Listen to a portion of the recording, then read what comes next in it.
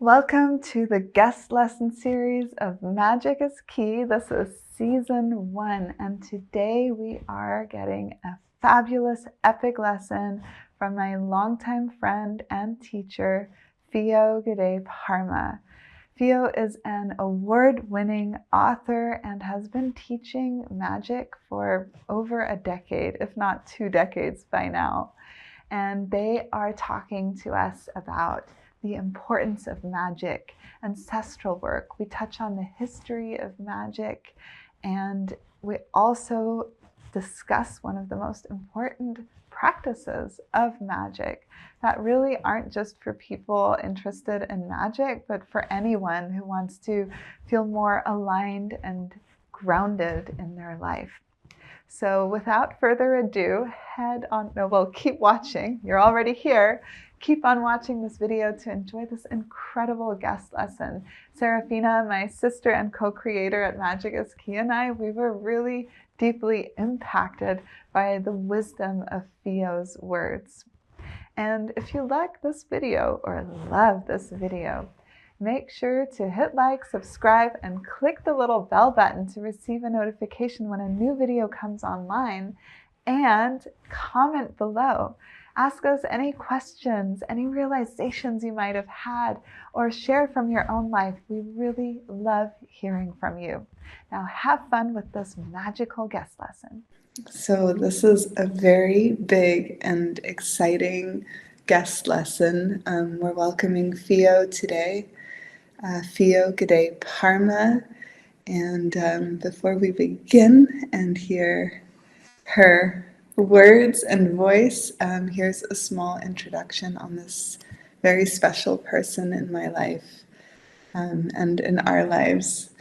So the context here, before I even introduce Fio, is that without Fio, Magic is Key would probably not be. Fio was my first formal teacher over a decade ago. You will know the exact years, Fio, with your brilliant memory.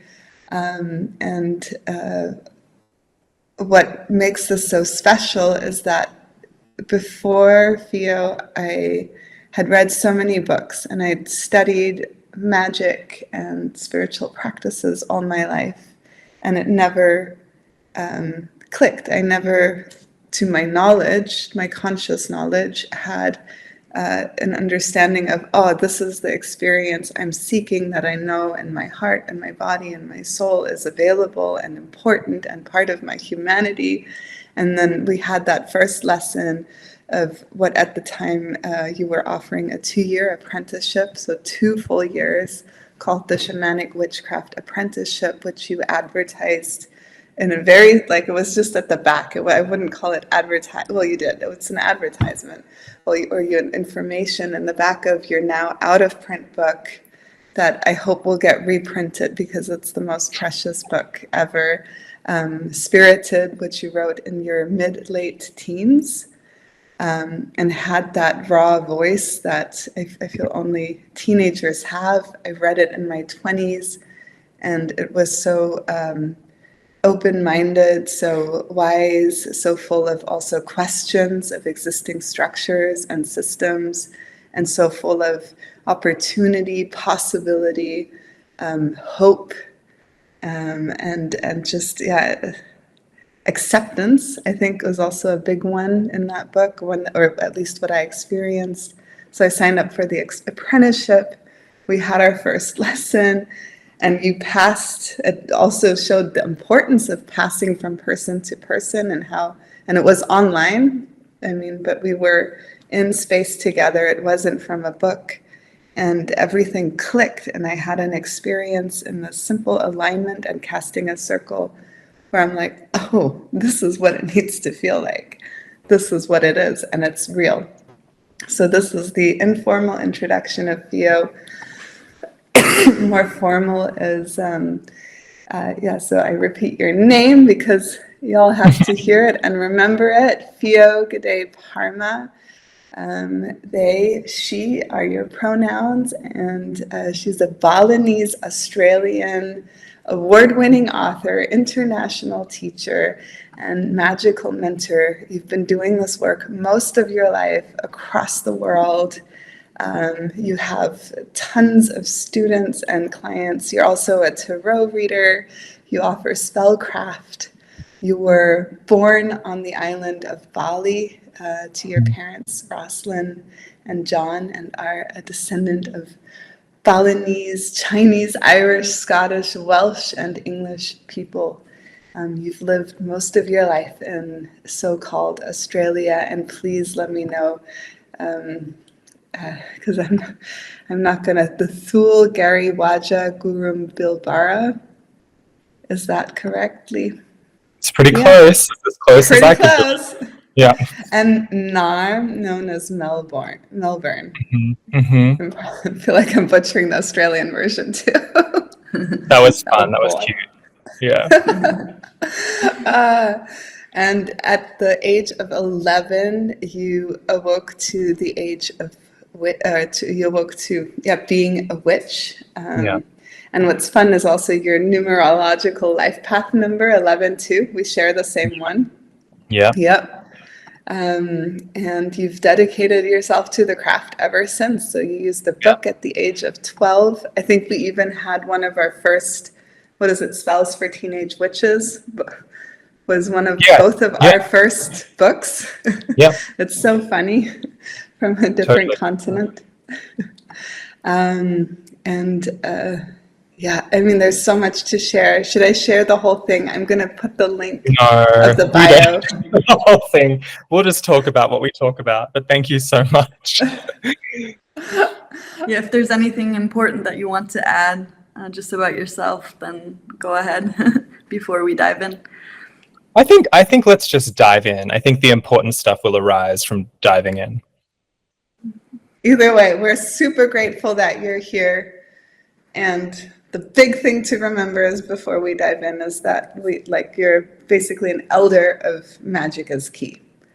And we're honoring you today and sharing your voice today. So that's exciting. So we begin. Let's jump in. So what we wanted to know from you is how exactly do you define magic? Magic. How do I define magic? Today I would say something like it is the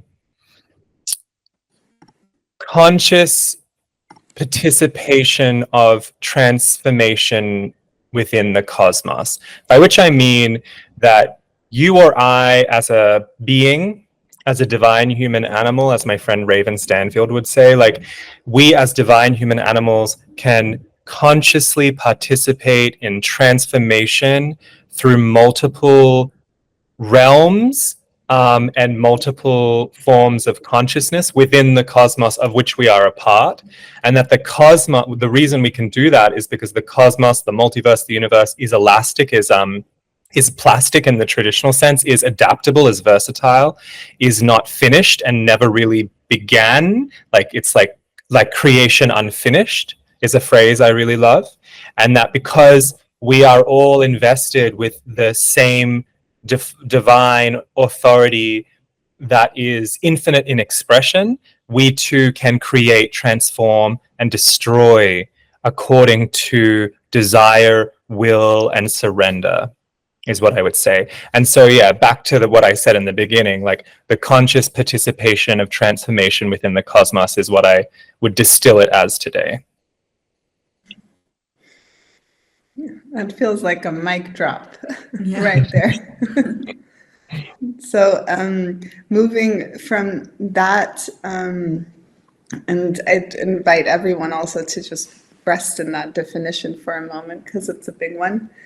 And I think we should write it out at the bottom so it can be taken in through eyes and ears.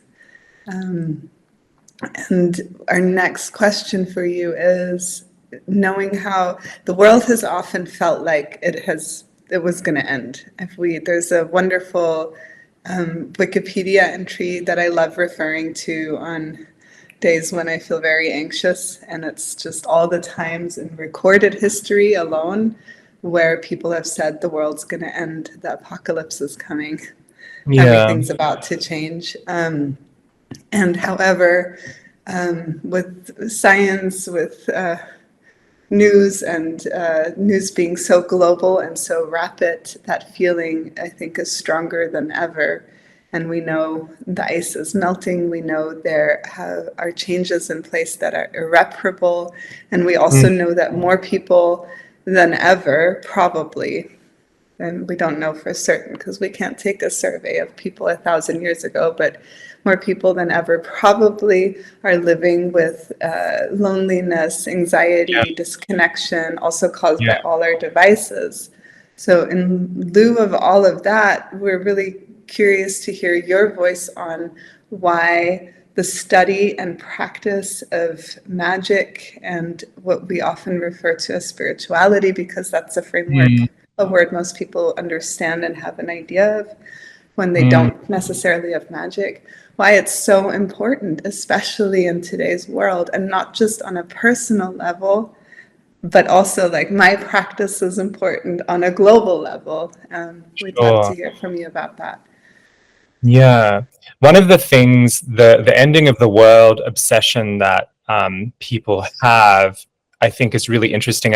And a few years ago, someone, and I cannot remember who it was, and I'm sad that I cannot remember who it was, but I came across this, I think it was writing. It was definitely probably from some indigenous person in Turtle Island or so-called North America.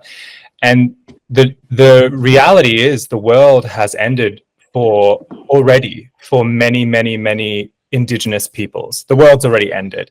And so what that opened up for me is that we are all actually living in the wreckage of that. The world already ended. And the world has ended 1,000,000 times. And so where we are now is that I guess the so-called West, what we think of and fetishize as the so-called West, which is the outcome of literally thousands of years of imperialism from Rome and even before Rome into like forms of colonialism that still run the world and still run the economy of the world and still disadvantage certain people. I think that magic is so important because it actually is the great reality igniter. Like nothing is more real than connection and relationship, and magic works only in connection and relationship. And so when I learned that a few years ago, when I learned this perspective that as someone of settler privilege in so-called Australia did not have, I really had this like expanded suddenly like, oh, I'm living in the wreckage of worlds that have been destroyed. And as especially as a witch, which I'm sure we'll get into, which is a very specific kind of magical spirit worker, I am bound to enact certain kinds of magics that are about repair, accountability, and responsibility and justice. And that the magic that pours through me is going to be specific to the kind of witch I am or the kind of magic worker I am. The magic that pours through Pipalik or Serafina is going to be unique to them in their places, in their times. But that at this time, my personal practice is not just about helping me feel nourished and connected and in relationship with perspective, although that's all fine and good and really important to have safety and nourishment and prosperity. Like these are all sacred things, but to also turn and realize and look at the places where people and other non-human people like rivers and mountains and everything else is totally oppressed under the systems that we are in. And I'm so heartened by certain places where, and usually this is very indigenous led, like in Bolivia or Ecuador or Aotearoa, New Zealand, where rivers and mountains actually have legal entityness now. Like a river can take someone to court now in those countries. And this kind of understanding, this what we call animistic in the West, this animistic embedded magical connective understanding is what allows things like that to happen so that we can, in the legal framework, which is really important, like legal frameworks are really important, just as sacred, right? need to be transformed, but just as sacred. And we need to be able to link magic and action to this world here that is divine and sacred. And I think, unfortunately, in, again, the West, the imperialist capitalist West, like there's this idea of spirituality and everything else as diametrically opposed. That spirituality is that what we call or think of spirituality, that it's selfish or navel gazing or conceptual and metaphysical, and that it's not actually connected to anything real, quote. But what I would say and what I would argue, and many would argue, is that magic allows us to contact the most profoundly real, because these systems of power over, that's a term from Starhawk, who's a very famous theologian and craft writer and political activist.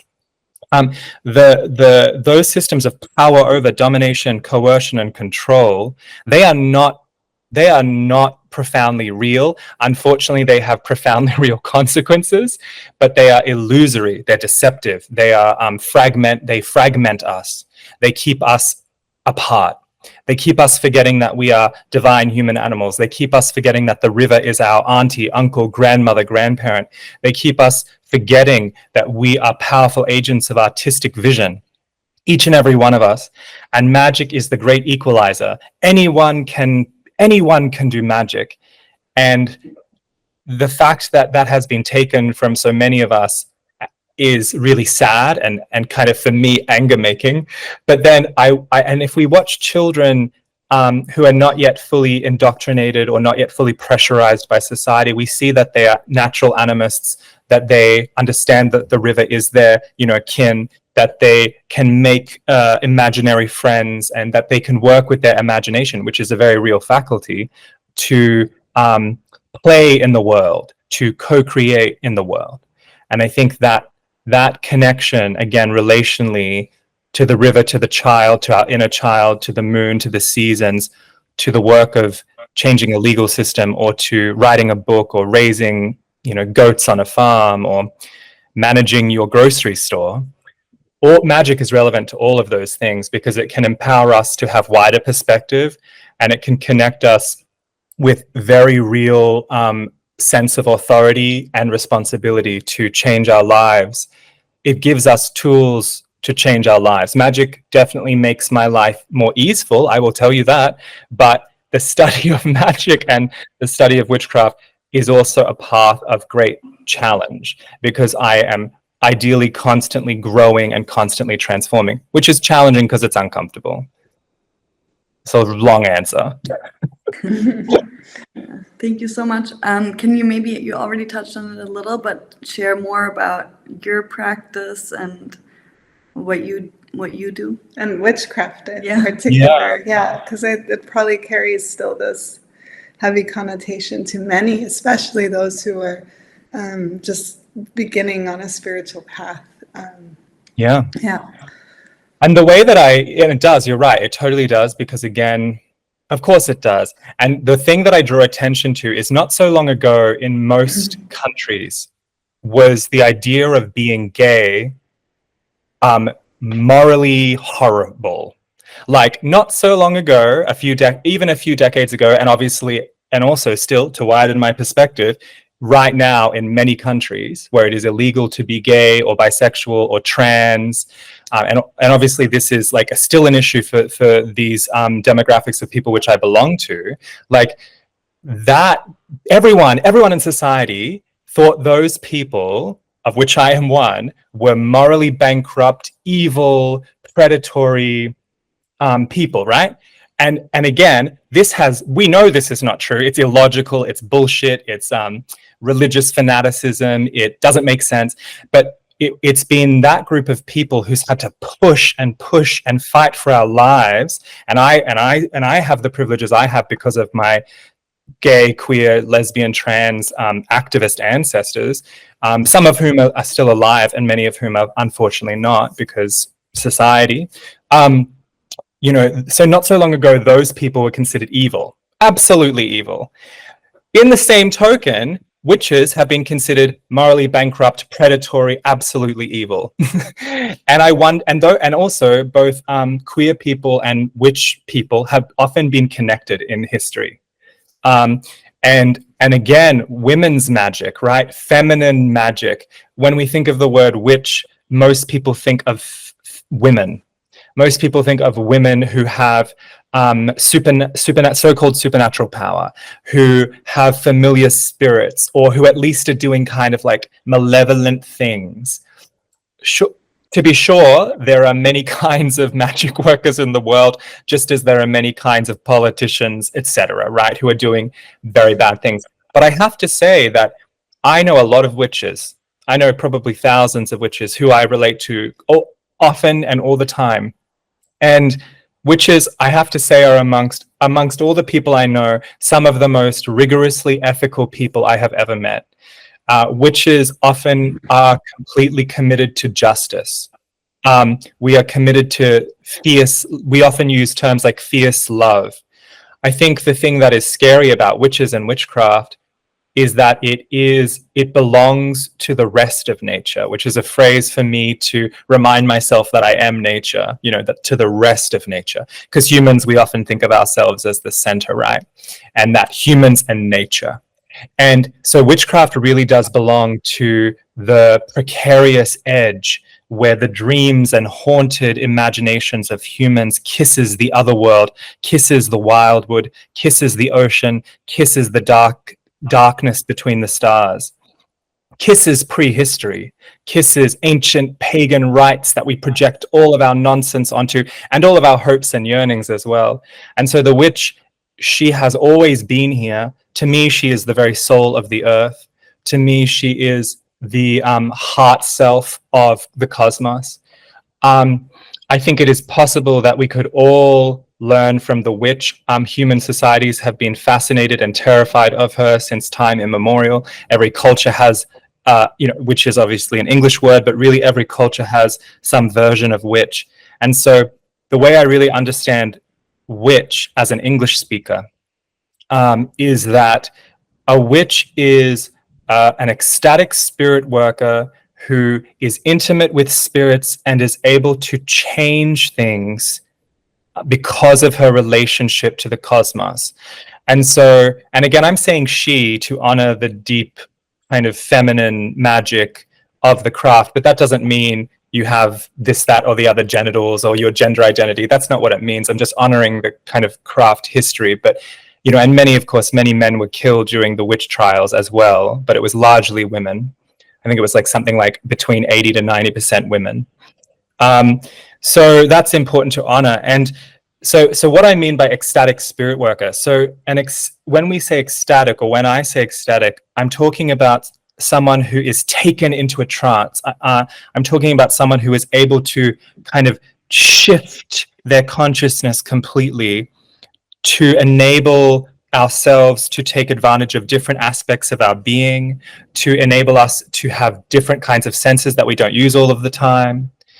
So in shamanic societies the world over, people will shapeshift and skin turn. And again, witches in Europe and, what we think of as England or Britain, like witches have been known all over those nations to be able to change into animals, just like what we call shamans, right? Same.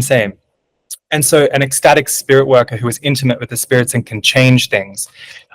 This is what I mean by a witch. And that is not necessarily comfortable to people. Witches, we can, historically, folklorically, we can work with both hands. But what I mean by that is we can curse, we can bless. And because we have a wider perspective of what is justice, we're not always holding the human interest as the most important. So say, there's like a factory or what's a good example? I'll draw from my own magical lineage. So a lot of the amazing women and feminists that created the reclaiming tradition in the late 70s, early 80s, they would go and protest and do civil disobedience at nuclear power plants.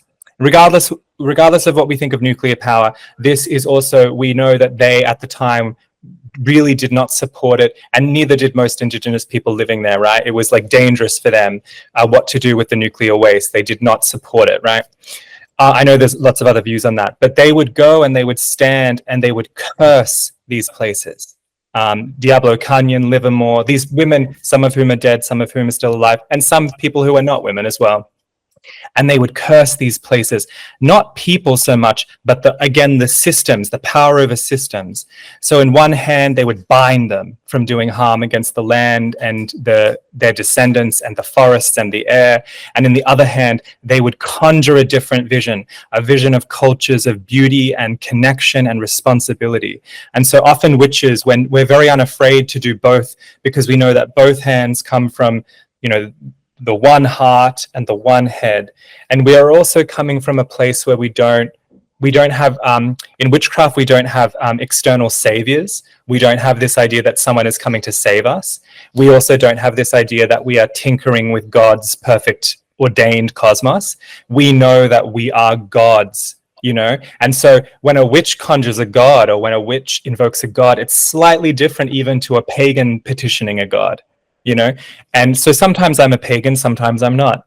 But when a pagan is petitioning a god, it's like very, it's ideally very humble. Ideally, it's very like, please, I ask that you do this thing for me. It's like prayer, right?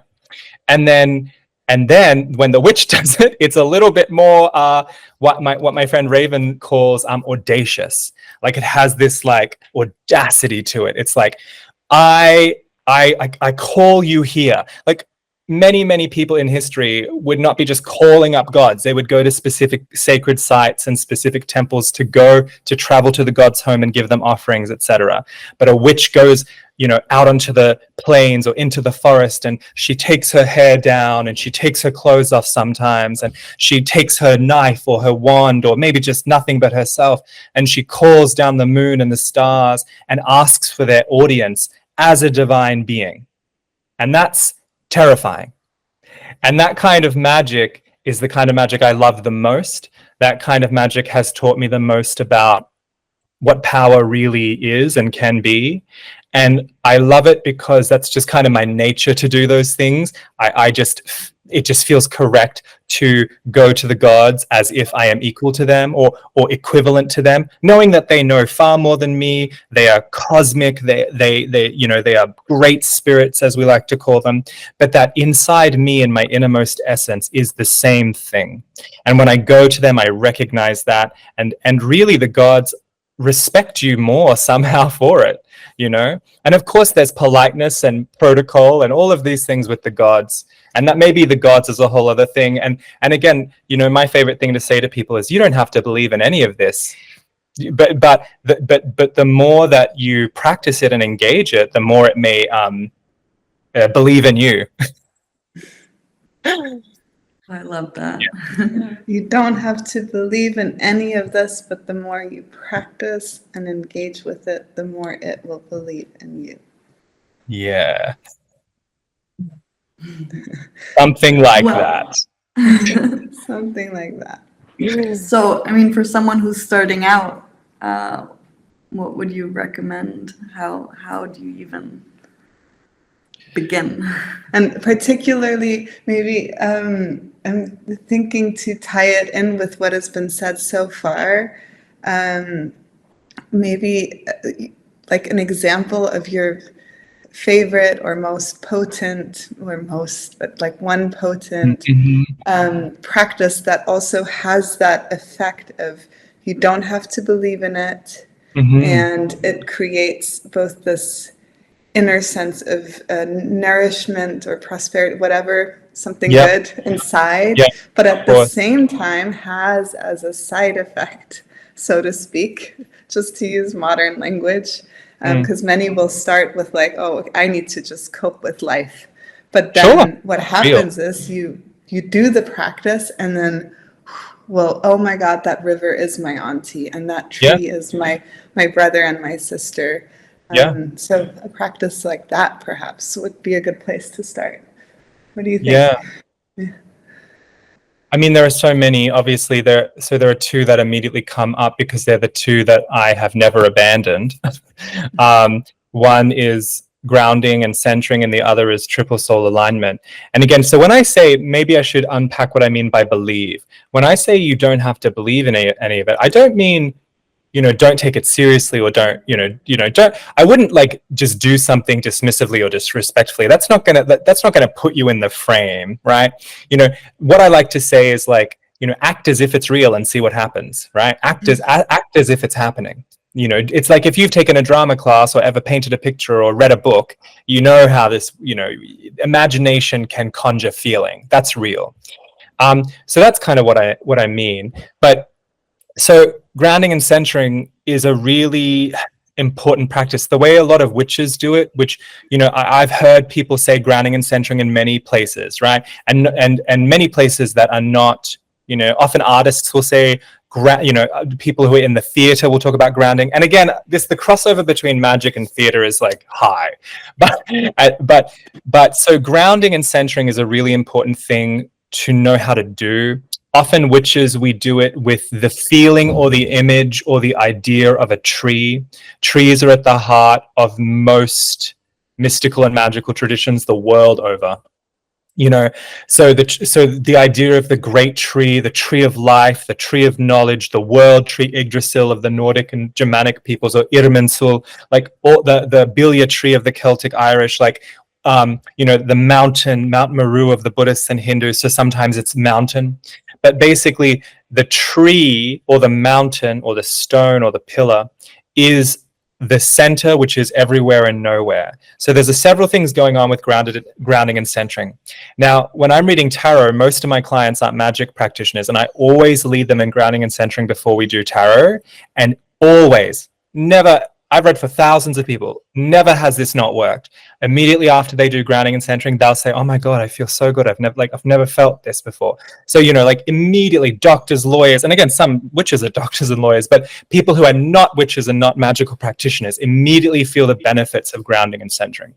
So the way that, that often I do that is I keep my eyes open. That's not always necessary, but I like to look around because I want to be grounded. Mm-hmm. Sometimes we close our eyes to kind of focus, and that's fine too. And if you need and want to do it with your eyes closed, or if you're blind and can't see with the eyes of this world, of course, it's all going to work. But if you are prone to keeping your eyes closed, please, I implore you, open them when you're grounding at times. Try 50-50. So sometimes I'll say, look out the window, if you don't have a window near you, look at a plant, or if you don't have a plant near you, look at the wall, right? And be in a position where you notice your breath. And the moment you say to a human animal, notice your breath, they do this thing, they go, and then I'm like, you want to yes. take us through it? Yeah, I can do it. Thanks for asking. So I'm just looking directly at my wall, and I'm noticing already that when I think of my breath deepens. And so I invite people now to focus mainly on the exhalation, on the out breath. There's a lot of research and evidence to show that a long out breath will help de-stress your parasympathetic nervous system. And as well as this, a lot of trauma-informed care teaches us that if we can move around the room, and if we can go, I can hear this thing, I can smell this thing, I can see this thing, I can touch this thing. So that's also grounding. So look around and be like, I see that, I hear the wind, I feel hot, I feel cold, and just noticing those things. Noticing if you want to close your eyes for a little, just to steady yourself, like I'm doing right now. And then I'm going to open them again, but you do whatever you need to do. And if we really concentrate on the exhalation and let it be really deep and wide, that means that there's a lot of room in this one for vitality and breath to come in, the in-breath. And so I invite you to imagine, feel, sense, and perceive that a silver thread is pulling up from the apex of your crown and pulling infinitely upward. And so this will mean that you might look 45 degree angle down, and it might mean that your chin comes in, and you might even take your hand and brush it up and down the back of your neck to feel how your posture is changing. And maybe you roll your shoulders back, maybe you yawn, maybe you laugh, maybe you stretch. This is all part of it. And I invite you to imagine on your in-breath that you are drawing in voluminous cascades, columns of starfire. Imagine, feel, sense, see, perceive a river, a waterfall of white hot starry flame that flows right down through you and washes through you like a great river that feeds into the earth. And then feel as that is moving through you, the base of your spine, the coccyx, and feel and imagine and know that roots of a great tree or tendrils or cords or a sense of connection is dropping down out of you. Just like when we exhale, and if you haven't made sound on the exhale, make some sound. Sound that maybe even you're uncomfortable with. Maybe louder than you usually go. And feel your roots and tendrils and cords and feel them go down into the sacred earth. And if you're living in a place that is not ancestrally connected to you, just remember whose land it is, whose land since time immemorial this land is. I'm living in the land of the Gadigal and Bidjigal peoples. Maybe you are in exactly the place your ancestors have been. So notice the beauty of that or the challenge of that. And then feel and imagine and see power rising up those roots and cords. Feel, I like to see blue flame. In my traditions, we often talk about blue flame in the heart of the earth. And there's some volcanoes in some parts of the world that you can go to where you can see that blue flame. And feel that rising up through your body, feel that rising up and still imagining and feeling a river of white fire. So maybe you see some power or feel some power rising up to your heart, and maybe you see and feel some power coming down to your heart. And then I invite you to place your hands on your chest. Remembering your breath is a wheel. So in it comes, and we hold the breath for 3 seconds or so. And then we exhale. And then we hold the breath for 3 seconds or so before we inhale and the wheel of light comes in. And we hold the breath. And we exhale and the wheel of light comes out. And this is like part of cleansing that can also come into grounding and centering. So I have introduced a different thread, but it's also very good for us. And then just feeling at your heart, the powers of above and the powers of below. In Wildwood Witchcraft, we often say to meet, mix, mingle, and marry. And maybe you're someone who's very verbal and you need to say those words and maybe they'll help you. To meet, mix, mingle, and marry. Meet, mix, mingle, and marry. Meet, mix, mingle, and marry. And those are, of course, English words, so you might come up with words that are better for you and your language. And then feeling your heart beating, feeling the groundedness of your heart beating, feeling the earth has got you, feeling the upper world has got you, feeling the world within has got you. And just knowing that you are everywhere and nowhere at the same time.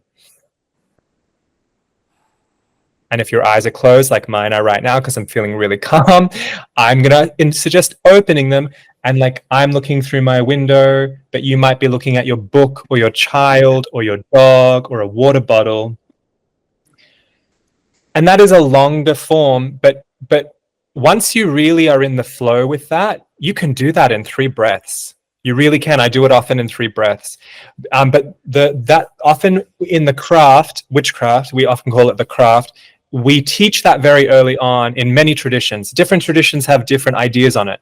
But for me, it's not just becoming grounded and centered. It's also connecting to great reservoirs of power, so that if I then go into a really intense meeting, if I then have to go and deal with my very sick friend or family member and feel emotionally distressed about that, if I'm going to a political rally, if I'm going to look after my crying child, if I'm going to tend to a friend who is in deep deep sadness. If I am about to do a spell that requires a lot of focus, that therefore I have the connection to life force and to a grounded sense of perspective, so that I am able to turn up in the best way possible. And we are humans, we make mistakes, we miss the mark. That is part of our divine reality. You know, so much of divine reality is making mistakes, to be honest. I don't believe in a, perfectly ordained cosmos. But I do have a great deal of love for the mystery of everything. And I love that this tool, which it really is a tool, but it's also like a dear friend. Like the more you work these tools, the more they become like dear friends, that I can just do it, and you can do that laying down. If you're someone who actually can't get out of bed, you can do that laying down. Anyone can do it. If you can't hear like in the way that I can hear, if you can't see in the way that I can see with my seeing and my hearing, that's very, very, privileged. Like, then there are ways. I know there are ways. You might be more tactile. You might be like touching your body, you might be smelling essential oils. So there's so many ways to do it while you're taking yourself through these really old ideas. They do not come out of a vacuum. They come from traditions and lineages and lore. And so when we do them, we're tapping into the thousands and millions of people who've done this. We're tapping into often thousands of years of continuum. And obviously things always change, but there is continuity, immense continuity with all of this stuff. That makes me think of earlier this week, we spoke to an Indigenous elder and wisdom keeper, Sweet Medicine Nation, and she shared with us the term spiritual exile, especially for those who are born and raised in what we call the West, European, what we commonly known as America, also those who identify as that. And we spoke, and you've touched on this a few times too, we've spoken about how thousands of years ago, this cut off from our spiritual roots happened forcefully, violently, and in some ways in many ways, we perpetuated that violence. Our cultures perpetuated that violence across the world. Now we have a war going on at this moment that is perpetuating the same violence that was done to them.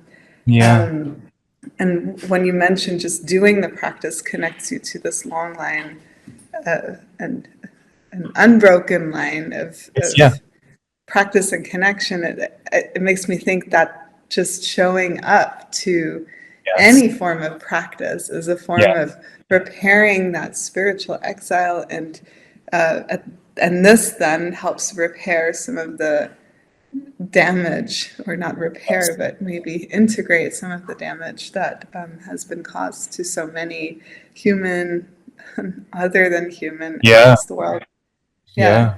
So what do you think of that term spiritual exile? I'm curious.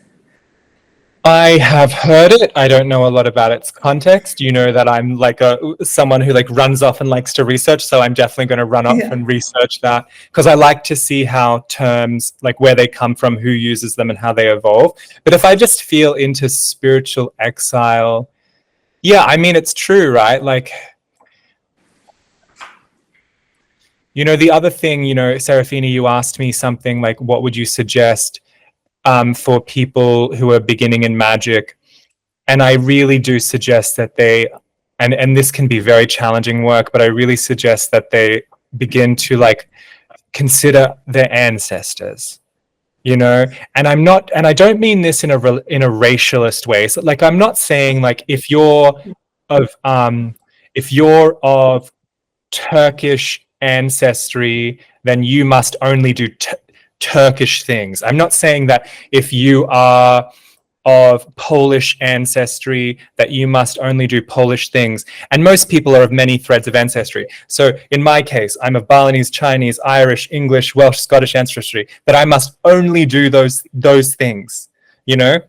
I'm not saying that, but I think it's really important to consider who we come from, because I mean epigenetics, genetics, because in the craft especially we don't have this body spirit duality. So we often are very ready to say, oh, the ears come from this grandfather, the eyes come from this, then if that's true, which we know it is, then actually there are some other things that might come from your ancestors, like the way you're angry, the way that you can see spirits, the way that you can touch something and just know what's going on, the way that you can weirdly always find water, the way that you're very good with dogs.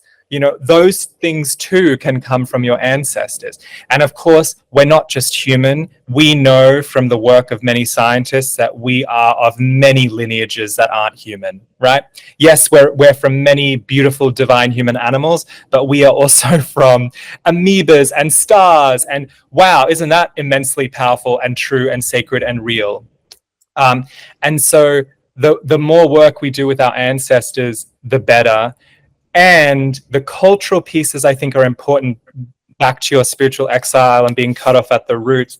I also know a lot of European people, and I'm when I say the West, I'm really talking about this huge cover over many things, like the Western agenda, which I think we know it's very imperialist. It's very, and I'm not saying only the West is that way. It's just that the West has a loud voice, but it's very imperialist, it's very patriarchal, it's very colonialist, it's very homogenizing. It wants everyone to do the same thing, right? Just like Chinese communists do as well.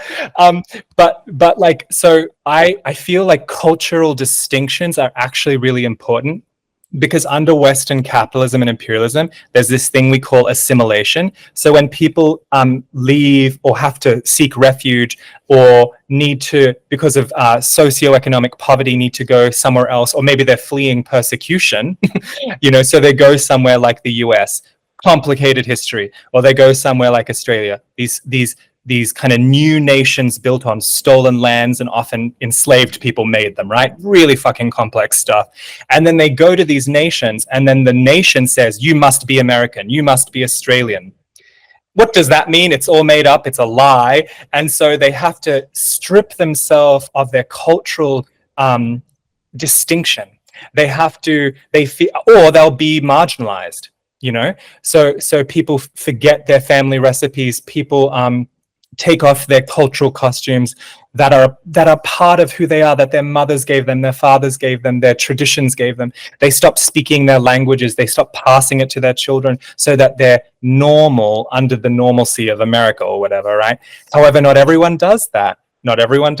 People secretly pass things and nursery rhymes and myths and stories. People often pass things in cooking and in the way that they raise their children. But unfortunately, it is true that a lot of us are spiritual exiles. I think a lot of people seek out witchcraft and paganisms and things like that in European or European descended places, because we're looking for the cultural frameworks that are that we're kind of that we kind of belong to. And some people, when I've gone to Greece, or when I've gone to France, or when I've gone to Ireland, yes, lots of horrific things have happened in those places, waves of horrific things. But even if that person is Protestant, Catholic, atheist, whatever they are, I notice culturally that they are still Irish. They're still, from the south of France. They're still from this island in Greece. They have their traditions. And those traditions often are since time immemorial, right? And they adapt and they change and they take on maybe the faces of saints, and maybe now it's called the Virgin Mary or whatever it is. And I think that is just ancestors adapting. And if, there's a lot of people who really can't handle things like the church because they have been so oppressed and hurt by the church. A lot of people, that's also true. The church has hurt and harmed a lot of people.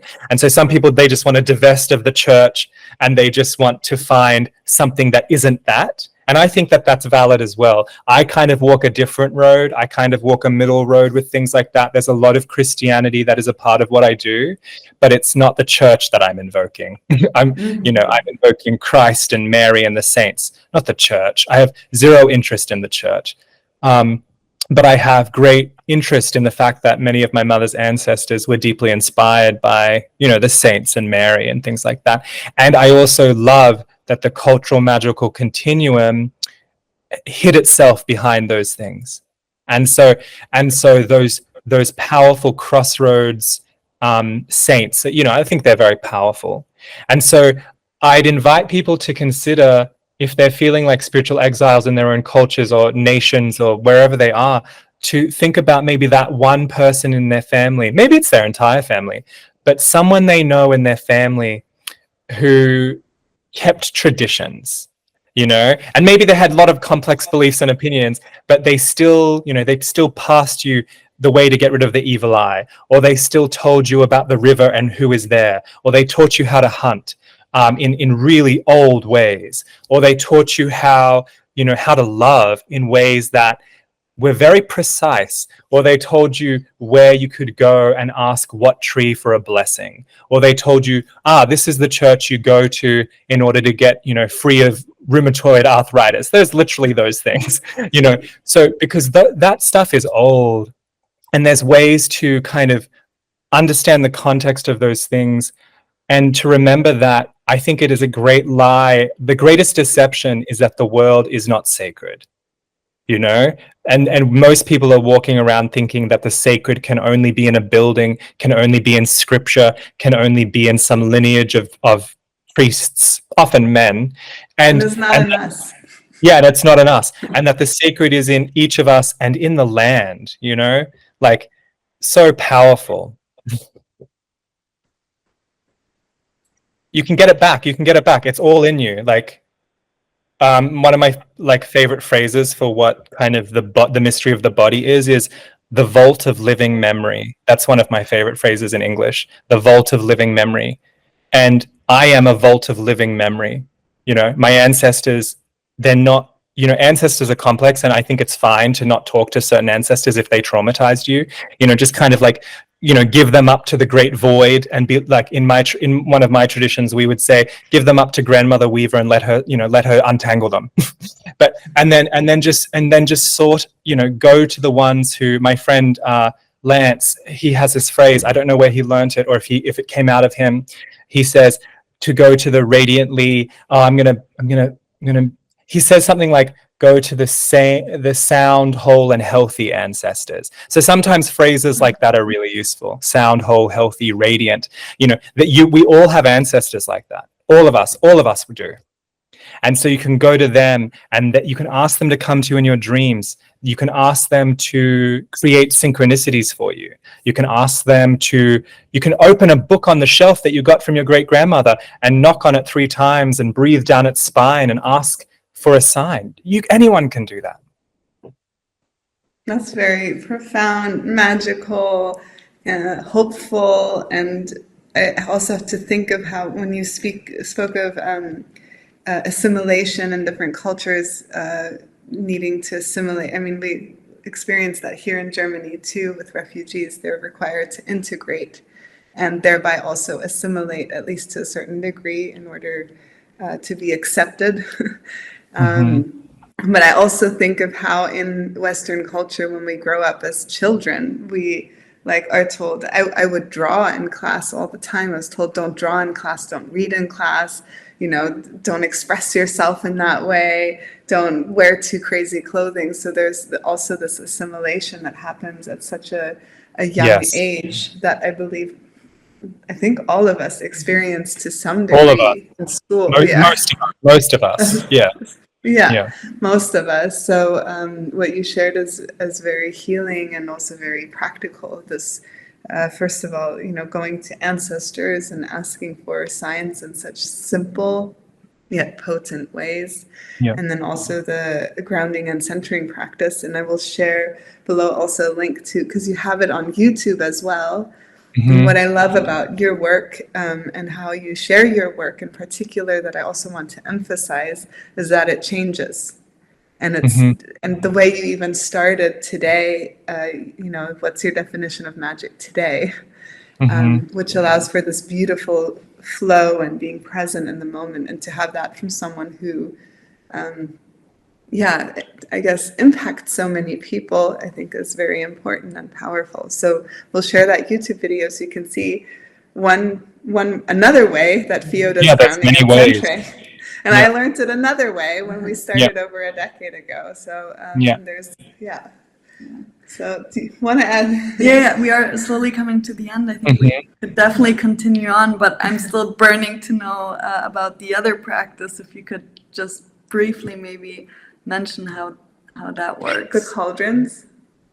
Yeah, like the triple soul and triple cauldron. Yeah. So that practice is probably my most beloved practice. So, and there are also, like, I think I have maybe 3 things on YouTube. Maybe you could link to that. They're actually, like there's one that's a whole exploration of it. There's one that's a very specific thing. And again, like I would say it's internally consistent, but the expression changes. I do it a bit different every time. I'll even say, like even in the same day, maybe I'll teach it different a little. But basically we are all, in the traditions that I practice, we have a triple soul. Again, this is not unique to witchcraft. Many traditions have this. But basically, a soul that is like our animal instinct. It is like all of the systems of us that are moving and running without our conscious direction of them. It's the sensuous dream, trance, sticky, primal part of us. And then we have this, it was first taught to me as talker. I moved away from calling it that for various reasons, because I think that reduces it to one function. So really what I think of it as, some traditions call it the middle self. I mostly call it the breath soul, because I'm a very visceral, sensual person. So when we're born, we already have the fetch in us, and we already have the other one in us, which I'll get to in a minute. But when we're born, we take a breath in, and that breath encircles us in what is called the aura. A lot of people understand that word. It basically means in Latin or Greek, breeze or wind.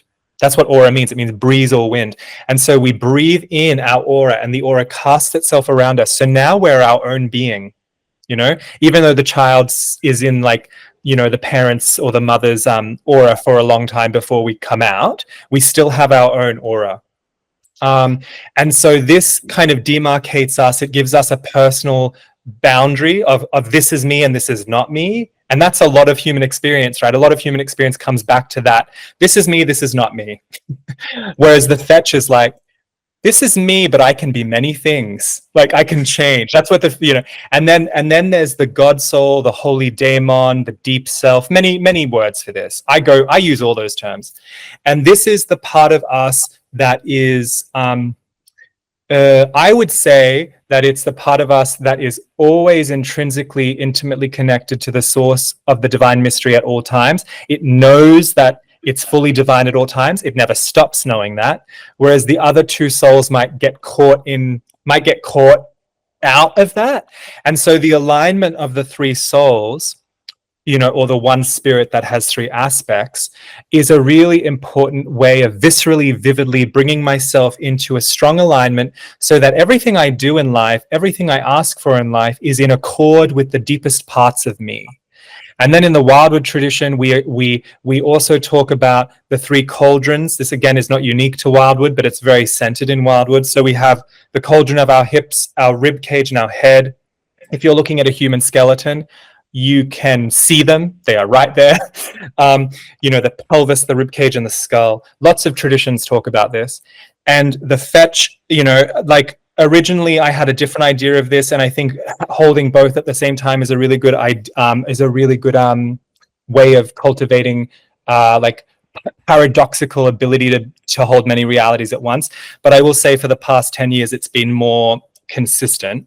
So basically for me, the fetch is in my hips, It's the underworld is also there, and the fetch is coming up out of the underworld in my hips, and I'm also honoring the ancestors of blood there. You know, the land, I'm breathing the land into my lungs, the middle earth, the middle world, the land, this middle realm. And from there comes my shining soul that I breathed in when I came into the middle world, and I'll give it back one day. And then I'm giving breath to the ancestors of the land, who are literally my breath. And then up here in the cauldron of the skull, that many, many human cultures understand to be the seat of the soul, is my connection to the upper world, to the starry realm. And that's where I can connect to my God soul. And that's also where I can give breath to the mighty dead, which is a term we have in witchcraft, which kind of means like the witches who were able to kind of I have a phrase to jump into the cauldron and out again, but that's a very poetic phrase. But basically, it's like the witch's version of a bodhisattva. So it's like these mighty ones who have had many lives. This is where it gets really esoteric, but who have had many lives and have grown so wise and self-aware and so surrendered to the mystery that maybe they don't need to incarnate again. This is one of the traditional ideas of the mighty dead. And so they become like these bodhisattvas from the Tibetan Buddhist tradition, very similar. And they kind of guard and watch over us. And so at that time, when I'm aligning to the upper world, when I'm kissing my God soul, when I'm asking for my own divinity to reveal itself, I'm also giving breath to the mighty dead and honoring them for passing me, my teachers, their teachers, these things, right? And then we align the souls maybe with a breath, maybe with some physical gesture, maybe with some words, many ways. I do it different, maybe every day, right? This is something I do when I wake up, often when I'm laying in bed. Often I don't even get out of bed. So that's another thing, right? You can lay in bed and do this stuff. So I'll do this before I check my email. That's my promise to myself. Before I look at my phone, before I check my email, I will lay in bed.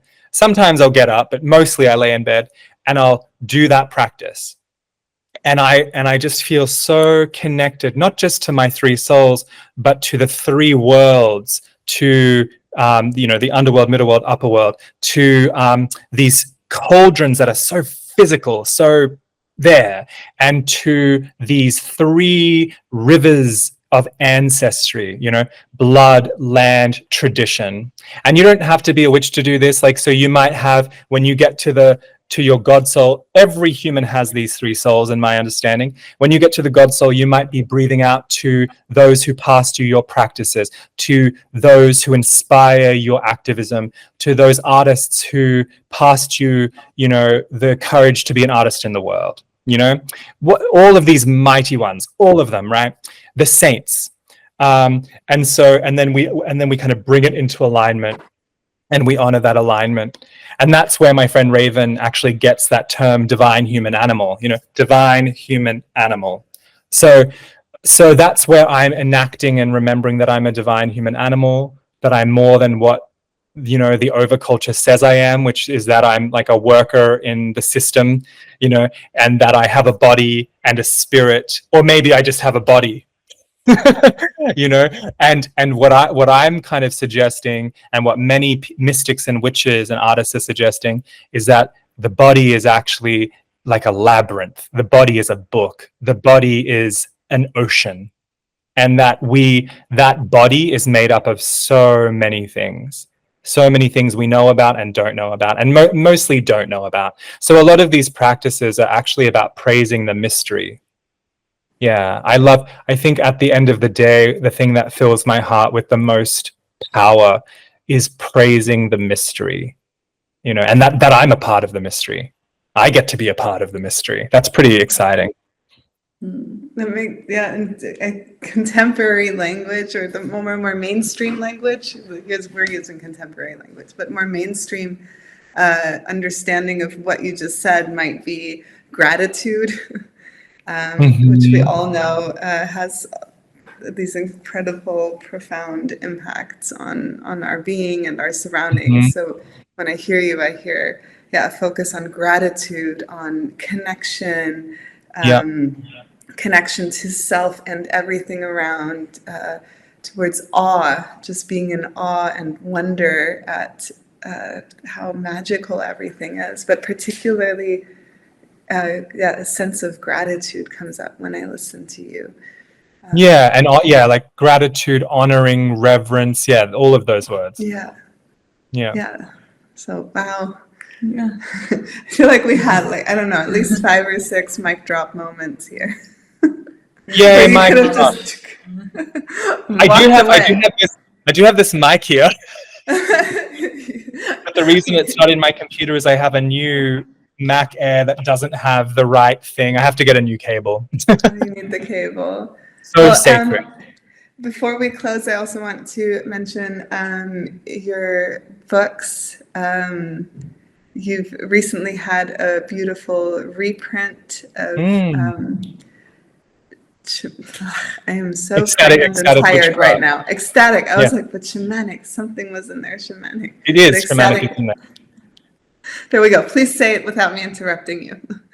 Ecstatic Witchcraft, Magic, Philosophy, and Trance in the Shamanic Craft is its title. And it's a revision of a book that came out in 2012. Yes, and it's brilliant. So that's recently out.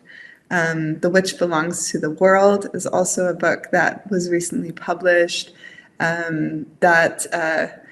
It's probably one of those brilliant gems because the publishers, I think at the beginning, were unsure about it because it's just unlike anything else out there. True. So that's a recommendation as well. And if you can get your hands on Spirited and By Land, Sky, and Sea, I'd love them both. I think you have mixed feelings about Land, Sky, and Sea sometimes. I always have, but I always say that, I have a dear friend who, was always tells me it's her favorite book of mine. Well, yeah, I mean, sometimes I think simplicity is the arrow to the heart and soul. And I find there's a lot of that in that book. So I highly recommend them all. Again, we'll link everything below. We're deeply grateful for you today. Not just today, but in general. Thank you so much. Yeah. Thank you for your time. Lovely ones. And I hope everyone listening is loving this as much as we are. Thank you so much for watching this guest lesson. If you've had any realizations or questions as a result of watching it, or you just want to share something with us, make sure to comment below. We love hearing from you. Also, hit like and subscribe if you love this channel, and head on over to one of our other epic guest lessons. If you feel the call to experience magic in your everyday life, and you want to find out what it means to live with magic, then head on over to magiciskey.com. Check out our courses and our membership. It might be the right thing for you.